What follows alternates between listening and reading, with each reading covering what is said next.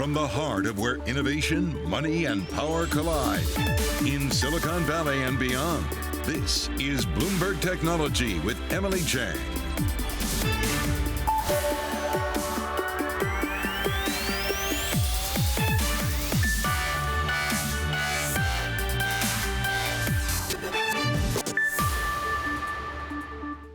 I'm Emily Chang in San Francisco, and this is Bloomberg Technology coming up in the next hour. We knew that it was just a matter of time before the first case of Omicron would be detected in the United States. The COVID variant now here in California. How did it get here? And what do we do next? Plus, there's a new kid on the block. Square is officially changing its name to Block, a move signaling its growth beyond commerce and a nod to the blockchain. And from part-time job to full-time SpaceX rival, how the founder and CEO of Rocket Lab has built a top competitor for delivering small satellites to orbit and has Musk in his sights.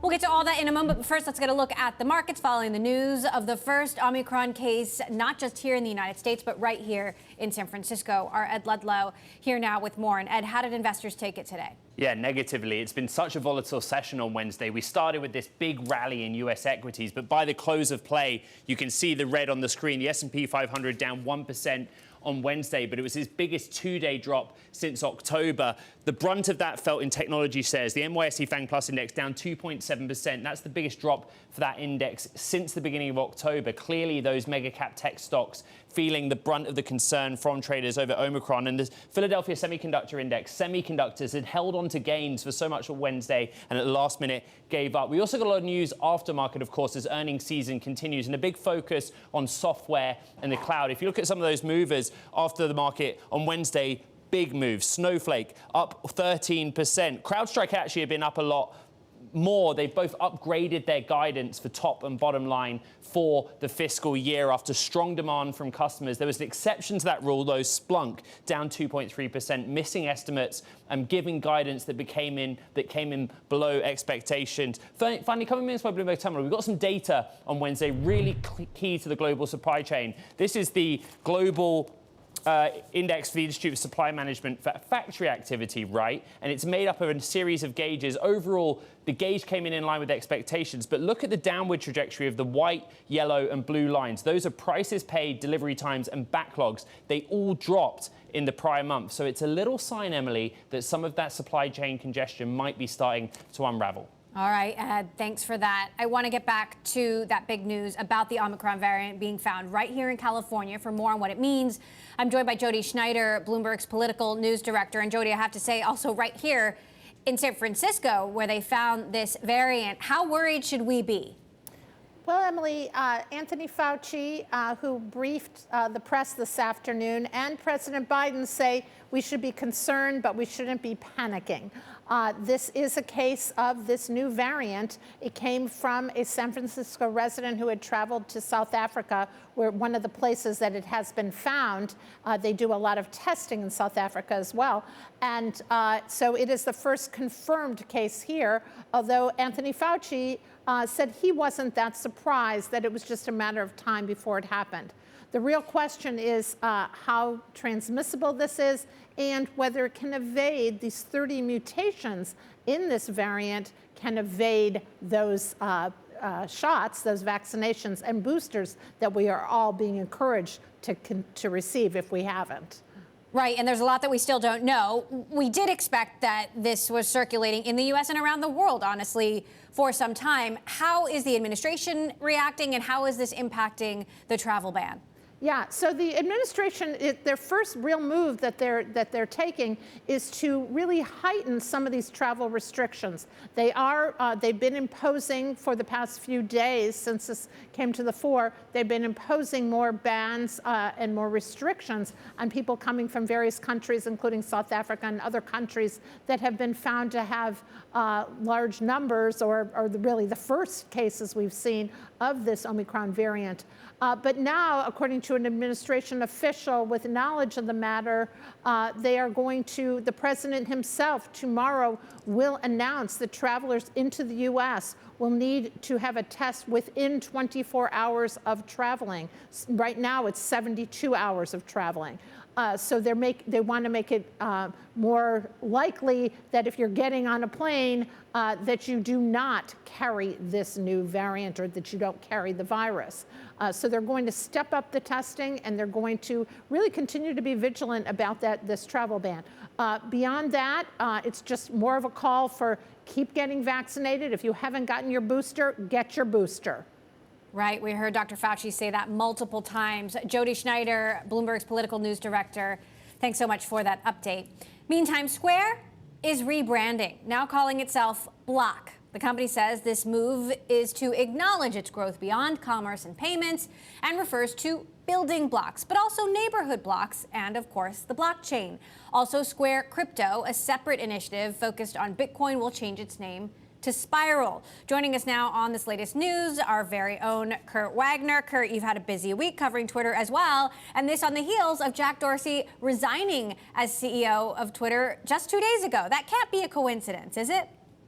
No, I can't imagine that it is. I mean, one of the things that I find really interesting is that Jack has always been interested in building kind of a company of companies, right? And with Square, he can do that. He has Seller, he has Cash App, he has Tidal. At Twitter, he just had Twitter, right? And so I think there was a lot of speculation, especially a few years ago when he first took the job at Twitter again, that he would eventually just stay there and he would actually leave Square behind. It's kind of interesting now that he's gone the other direction. And I think the ability to kind of build an empire of sorts over there is probably a big reason why. And we saw that today with the name change. Absolutely. They talk about how this name Block means a lot of things, like neighborhood blocks and, local communities coming together, block parties. But, would it be a mistake to think this is really a nod to the blockchain and a signal that cryptocurrency will be a much bigger part of the business than Dorsey knew when he co-founded this company so many years ago? Well, that was certainly the first thing I thought of, right? I mean, if you follow Jack Dorsey on Twitter, you know that he only tweets about Bitcoin. He tweets about the blockchain, cryptocurrencies, decentralization. And so when I think of Block, that was the very first thing I thought of. They obviously, as you mentioned, pointed to a number of different things that Block could be referencing. But I don't think it's unfair to assume that a huge motivation here was that this is a blockchain, very interested CEO in blockchain technology. And so I think that there has to be a connection there.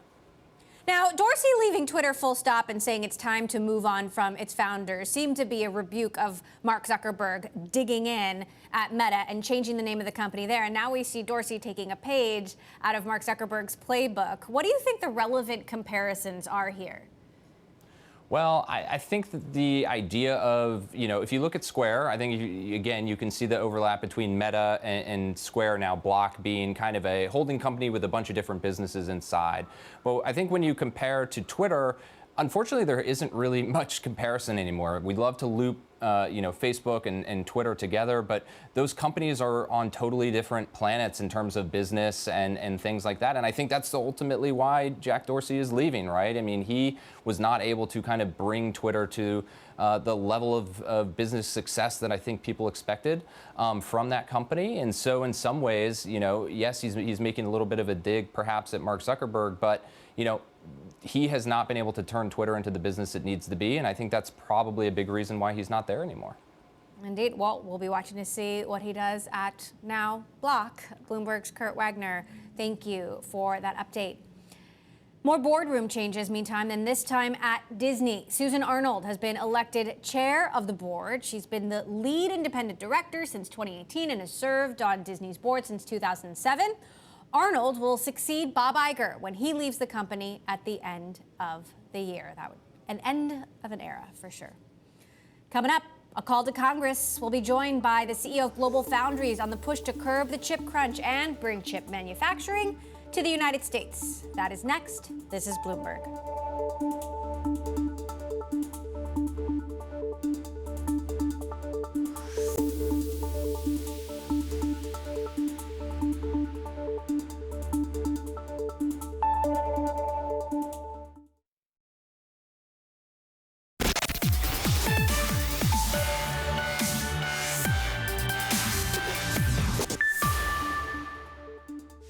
This is a worldwide challenge.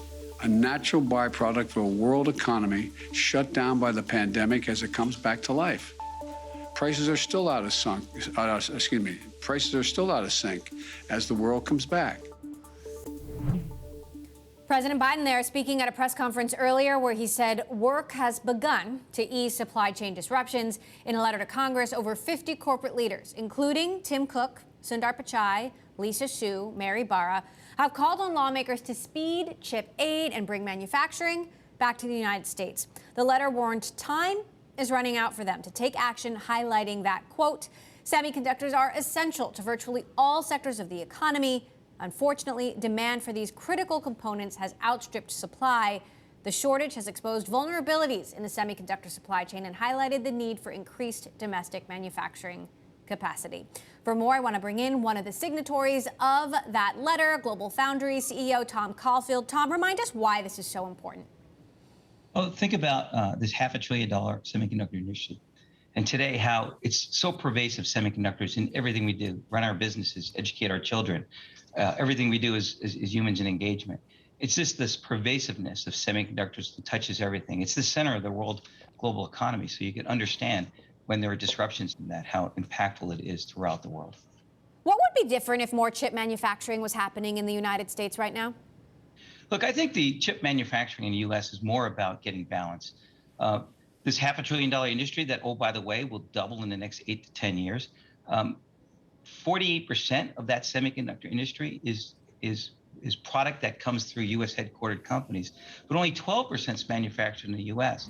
So it's not only just to add more capacity that the world needs, but it's to make sure we add it in the U.S. to get supply chain security for the U.S., to get economic security, and to get national security out of more secure supply in the U.S. When will supply meet demand? How far out is that?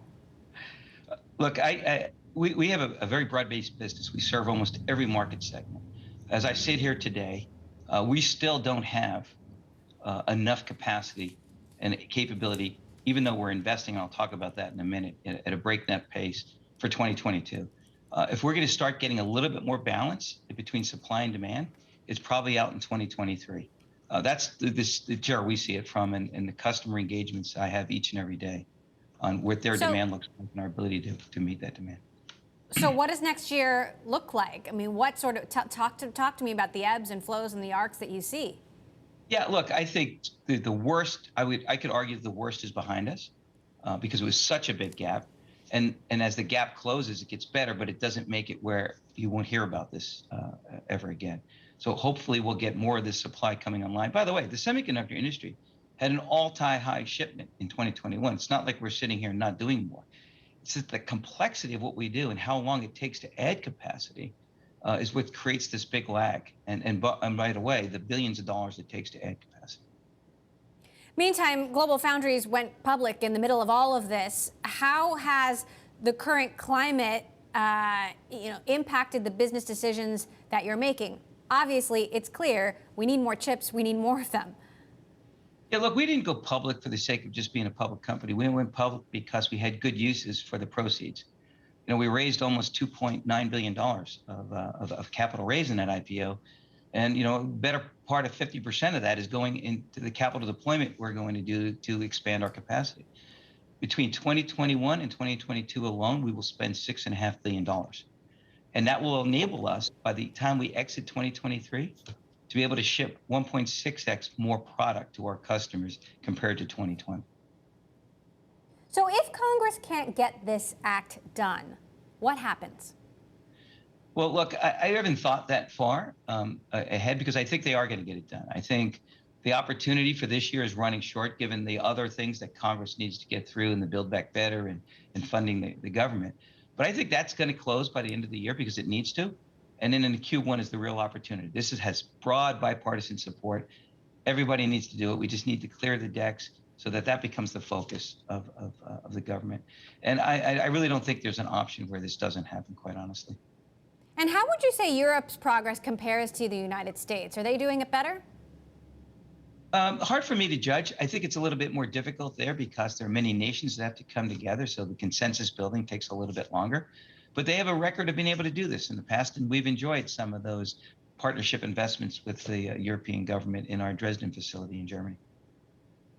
All right, obviously something we'll keep watching. Appreciate you giving us a view on the year or two ahead. Tom Caulfield, Global Foundries CEO. Thanks so much for stopping by. Coming up, job openings, hundreds of thousands of them, and no one to fill them, especially in tech. A new analysis by Bloomberg found that one reason could be the lack of H1B visas being filed. We'll look at the numbers next.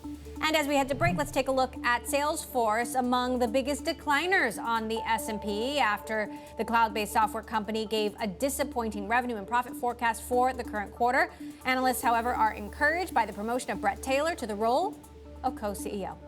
This is Bloomberg.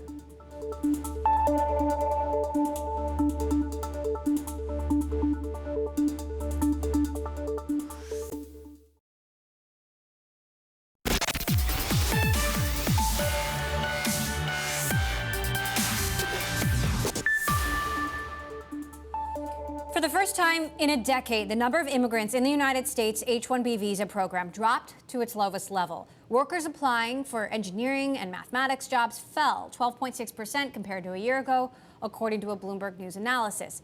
H-1B visas allow U.S. employers to hire high-skilled foreign workers for jobs in specialty fields like coding and engineering. The tech industry in particular relies on this program for talent. For more on why this is happening, I'm joined by Nandini Nair. She is a partner at Greenspoon Martyr, where they focus on many immigration issues. So why are we seeing this dramatic declines in the number of petitions filed for H-1B visas?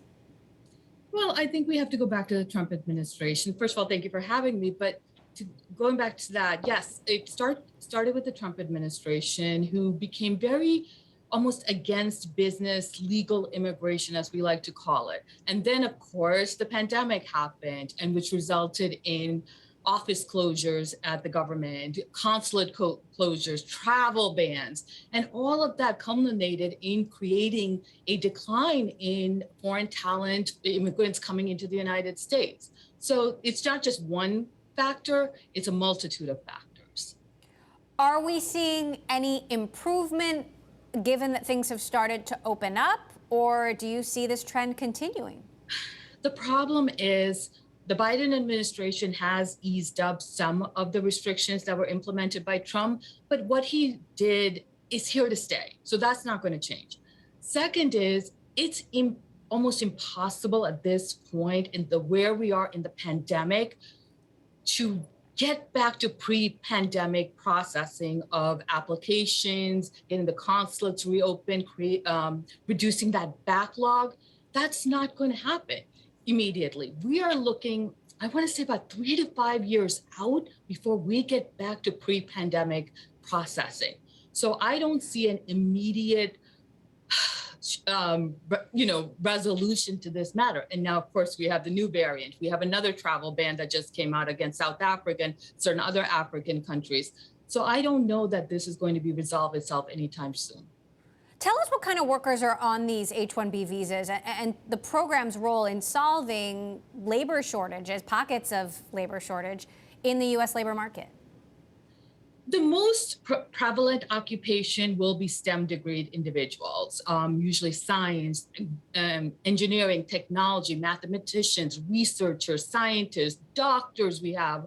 This program utilizes, so many occupations. Of course, like doctors, think about it, right? During COVID.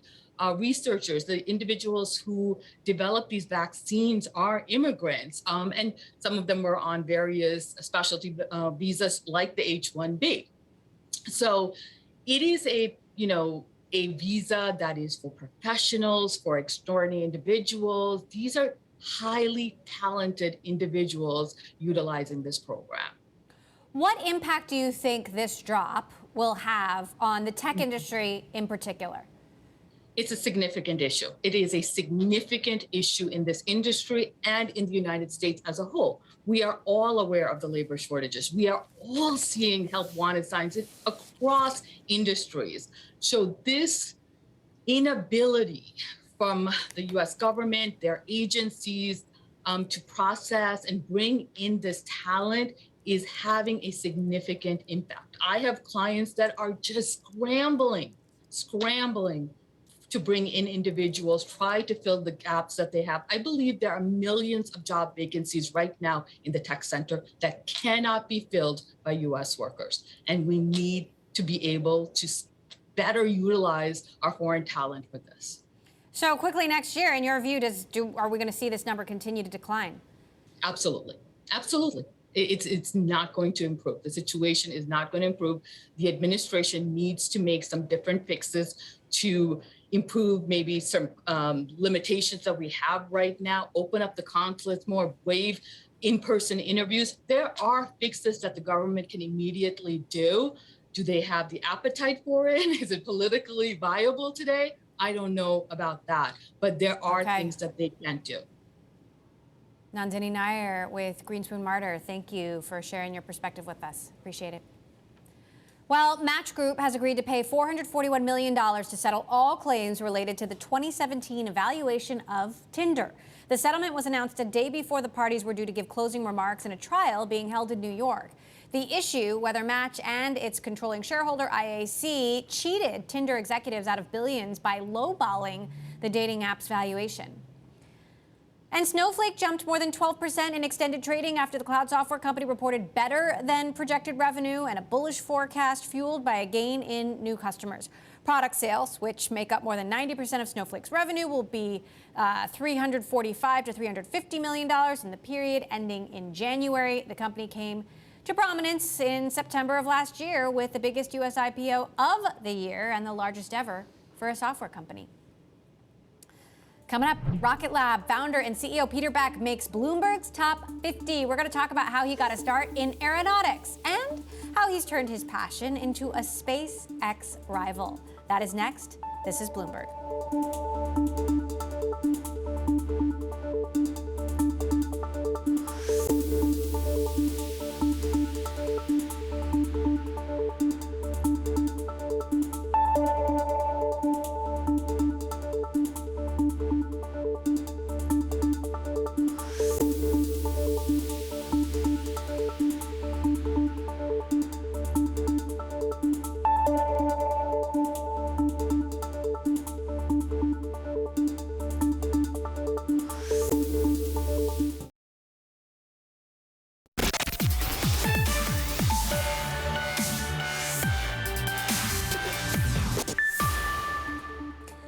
Welcome back to Bloomberg Technology. I'm Emily Chang in San Francisco. Let's get back to the markets where space-related stocks came crashing back down to earth. Here's our Ed Ludlow. Ed, take it away. Yeah, it's interesting because there was a lot of selling, particularly in space-themed ETFs, right? And we saw a really similar pattern where actually the three ETFs on this board were up by the most in 4 weeks earlier in Wednesday's session. But then this kind of change, the whipsaw we saw, took them with them. Also, by the way, fantastic tickers. The Procure Space ETF, UFO is the ticker. But they've not been having a great time. Both these ETFs are at this lowest level since January. The ARC-X Space Exploration and Innovation ETF down almost 3% on Wednesday. This was something launched by Cathie Wood in March. It's now at its lowest point at any point since it's been launched. If we bring up the chart that shows how these ETFs have performed relative to the S&P 500 over the last 6 months because the ARC-X ETF was launched in March. They've not done very well. They've actually seen particular selling in November. And this was supposed to be the year of space, right? You and I have been all over the country, standing in deserts and in Florida, looking at all these rockets go up into the atmosphere, beyond the atmosphere into space. This was supposed to be the year that space was put on the map. But you can see actually with this chart, there's not a lot of love for investors. There's one specific case study, though, Rocket Lab. It was down 4%, also seeing selling on Wednesday, but it's performed pretty well since it listed via SPAC back in August of this year, up around 50% since that point. So that's really a question going forward. When do investors start to take this space seriously? Because if you look at the ETFs, they're not fan favorites right now. All right, Ed, thank you. Up, and away. I want to stick with Rocket Lab. The company's founder and CEO, Peter Beck, has landed on the Bloomberg 50. The issue marks the 5th year of the Bloomberg 50, which highlights the people and ideas that defined global business in 2021. It goes on to look at leaders in entertainment, finance, politics, and technology whose accomplishments deserve recognition. For more, I want to bring our Bloomberg 50 recipient and Rocket Lab founder and CEO Peter Beck in. Peter, thank you so much for joining us. So as you heard Ed mention there, the stock's been doing fairly well. Rocket Lab is rivaling Elon Musk and SpaceX in the business that you're in. Is there enough demand to really be a significant competitor to SpaceX? Yeah, look, I mean, the space industry is growing, and there's no doubt that if you look at, the satellites and the programs that are scheduled to occur over the next decade, space is going to become a $1 or $2 trillion industry, depending on whose numbers you wish to believe. And what we're doing is keeping our head down and working hard and making sure that, to be able to supply all of the things that need to be supplied to let that market grow to the scale that it needs to grow to. You've won a lot of contracts from U.S. government agencies, but what about a longer list of private companies where SpaceX seems to dominate? Yeah, look, I mean, our launch manifest is pretty much 50% commercial, 50% government. And as you mentioned, we've flown about all the government agencies from the NRO to NASA, and all the commercial companies from little startups through to more mature startups like Planet, and then right through to the large blue chip defence contractors. So we've had a fairly good run across both commercial and government. Now, the mission that really got you started was bringing down the cost of a rocket launch, which you have done. Rockets are still expensive endeavors. And how much further do you see that cost being brought down? Yeah, well, there's a couple of elements there. What we created was the first small dedicated launch vehicle, where customers with small satellites can get on orbit in an affordable time and in a quick time frame. And as we've continued to grow the business, now we do a lot within our space systems group. We have missions to the moon, missions to Mars for NASA, and then the next big milestone for us is our Neutron launch vehicle, which is really a significantly larger vehicle designed to really create a competitive environment in that medium to large launch sector. So where do you see most of the growth taking place across the industry and for Rocket Lab itself? Across the industry, definitely mega constellations. These are constellations putting up really critical infrastructure that we're all going to use in the future and we all use now. And then, within Rocket Lab itself, we like having a diversified portfolio of kind of 50% launch and 50% satellites and space systems. So that diversification gives us the ability to, have fingers in just about all the pies. So, talk to us then about what comes next, because obviously there's a lot of competition here. There's a whole space economy that's growing, and I'm curious where you see the most vibrant part of that economy in the future. How big a piece of the pie is space tourism, for example, and what about everything else? Yeah, I mean, the space industry is interesting because there's a tremendous amount of excitement and ambition, but it's a little bit shy on execution.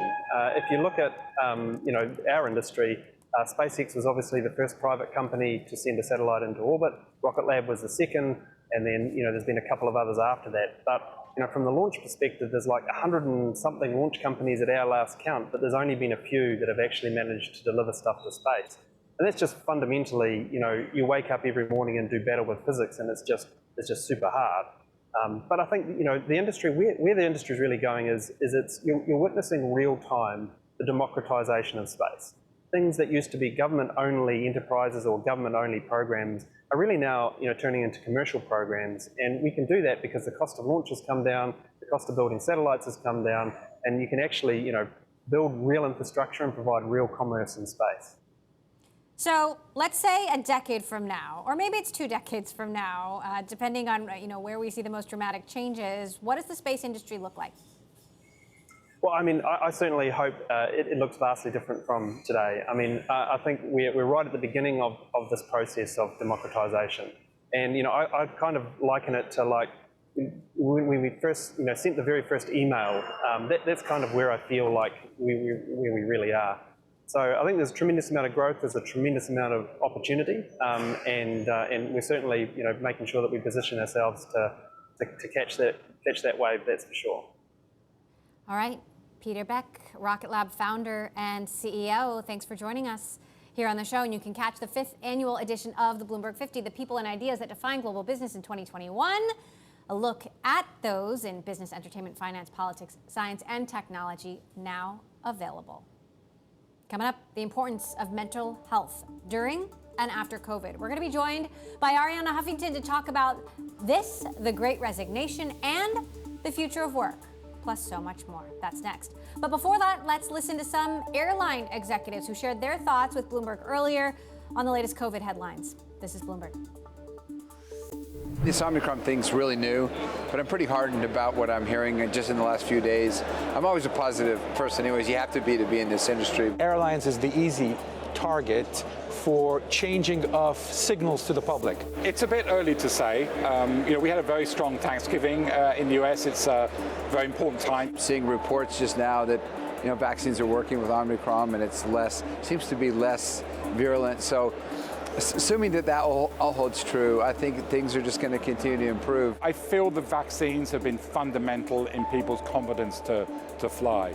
We've seen a very significant recovery in the US market. JetBlue flew as much capacity in Q3 this year as we did in 2019. Our airplanes were full. It's not to the same level of downside that we've seen in previous times when there has been restrictions being introduced. What I'm telling my team and telling the government in the UK is, as quickly as you introduce those measures, if things turn out that they are not as significant, take them back immediately as well.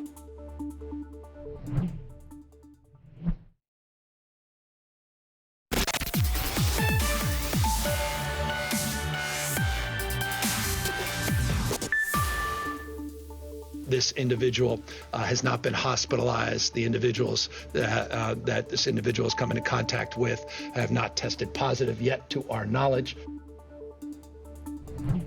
California Governor Gavin Newsom there speaking about the first U.S. case of the Omicron variant confirmed right here in San Francisco as this new chapter of the pandemic continues to unfold. The pandemic, of course, has highlighted the importance of healthcare and mental health care as millions of people or their loved ones became sick, millions lost their jobs, and so many others suffered in isolation. Mental health became yet another public health crisis to cope with.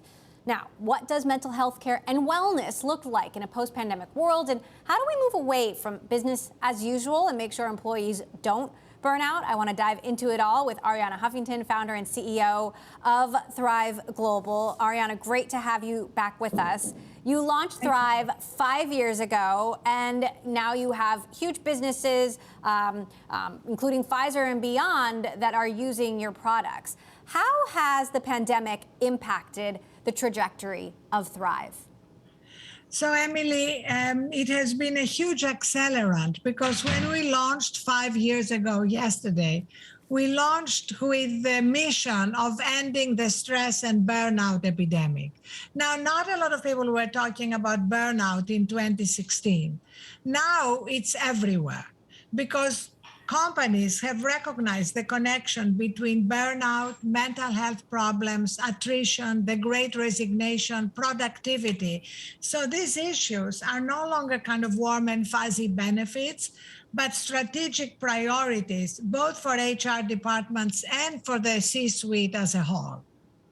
How long do you think this Great Resignation will drag on? And what do you think the ultimate result will be?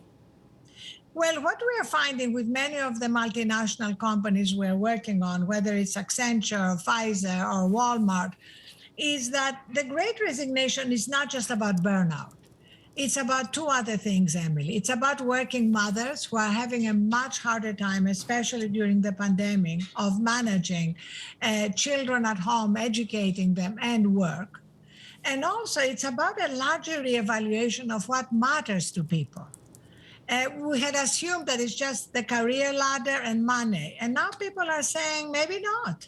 In the presence of an existential threat like the pandemic and so many deaths, people are choosing other things. We have a lot of people who are leaving more lucrative jobs to go be teachers or do things that are more meaningful to them. So that's another component of the Great Resignation. And I think that's going to be ongoing. That's why we highly recommend at Thrive that companies do an entry interview. You know, we talk a lot about exit interviews. We recommend an entry interview. And the first question is, what's important to you outside of work? So employees feel they can bring their whole selves to work. And also they feel that they can express themselves about what matters to them.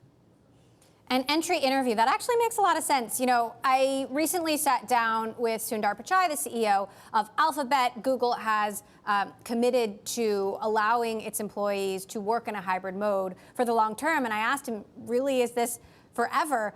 Take a listen to what he had to say. So we're giving people choice to move anywhere in the world. 4 weeks they can work from anywhere. Mm-hmm. We're going to accommodate 20% of our workforce to be remote over time. So we're going to embrace that flexibility. And forever? Forever, yeah. You know, I got some feedback on that remark because there's still a lot of uncertainty, even at Google, about whether they really mean it. And you've got a lot of companies wondering, you know, is this really for good? And you're going to have companies, you know, making some decisions about whether or not to extend this indefinitely or not. How is that impacting the decisions that employees are making and how they are feeling in this time of uncertainty? Well, that's really a very important question, Emily, because especially now, as we see additional uncertainty with Omicron, what we are experiencing is that employees can easily move into a constant mode of anxiety. And uncertainty can lead to what we call in our mental health program negative bias, where you imagine the worst. So that's why it's very important not just to offer mental health support after people are depressed and anxious, but to go upstream and address stress triggers and prevent them from becoming depression and anxiety. And uncertainty is a big factor here. We developed this program with Stanford based on their latest brain research to identify these stress triggers. And negative bias is one of the primary ones at this time. You just announced a new suite of products to help fight burnout. Talk to us about that. Well, the key of these 5 new products we are launching, Emily, is that we found out that we have to meet employees where they are. A lot of these benefits used to be served through an app, you know, expecting employees to download another app, and there is a tremendous amount of app fatigue. So now our goal through these products is to meet people wherever they are. Are you on Slack? We're going to give you nudges and reminders to do something for your well-being and mental resilience. Like resets, which is another one of our products. 60 seconds to breathe, to remember what you're grateful for, to get up and stretch between Zooms, between WebEx or Teams meetings. And all that is really a way to prevent the unavoidable stress of life, especially during this time, from becoming cumulative. The truth, Emily, is that stress is never going to be eliminated, but cumulative stress, which is what leads to depression, anxiety, hypertension, can be eliminated. You were really at the forefront of calling on people to disconnect from their devices. And I'm so curious what you think of the Facebook files and the whistleblower, Frances Haugen, who actually just testified again before Congress today and talked about what more companies like Facebook could do to help mitigate the impacts of negative impacts of social media and tech addiction on their users. Take a listen to what she had to say. Facebook knows that people who are suffering from extreme loneliness, isolation, are often the ones that form very intense habits involving usage. We're talking about thousands of pieces of content per day. You could imagine simple things that said, are you going down a rabbit hole? Are you spending 10 hours a day on the system? Facebook could acknowledge this pattern and put a little bit of friction in to decrease these kinds of things, and it would help the most vulnerable users on the platform, but it would decrease their profits. Ariana, should Facebook do that? Should they put friction into their products to give us a break? Absolutely, and there should be legislation to make this abuse of algorithms more likely for all companies. But Emily, we are all addicted. And the truth is that it's going to require measures taken by individuals, by parents towards their children. I know your children are still young, but I think creating phone hygiene rules early on is going to become increasingly important. And we are finding with many of the companies we're working on that parents are very worried about what's happening to their children. The fact that they sleep with their phones, that they spend the night TikToking or snapping instead of sleeping. And in fact, we launched a new program called Thriving Kids to help parents deal with what's happening with their children and the increase in depression and anxiety. But Emily, the truth is that if a parent has a child suffering from mental health problems, and a lot of them are exacerbated by addiction to social media and our phones, it's much harder for them to be fully present and productive at work. And that's another thing that companies are beginning to recognize. We just launched a Thriving Kids program with Pfizer, for example, because they had identified this as another new problem that their employees are facing. And that's something very new. You know, in the middle of all the grief and the losses, Emily, something very exciting is happening, which is the most innovative of HR leaders are really responding to what is happening very quickly, literally within weeks of identifying a problem, a loneliness problem, a problem with employees' children, they provide a solution. Such an important topic, and we're going to continue this conversation really fascinated about the impact of technology on children and what companies can and should do about it. Arianna Huffington, founder and CEO of Thrive Global, thank you, as always, for stopping by. Thank you, Emily. All right, coming up, China continues its crackdown on technology. Bloomberg has learned that Beijing is planning to ban companies from going public on foreign stock markets through stock exchanges through variable interest entities. We're going to have more on why that matters next.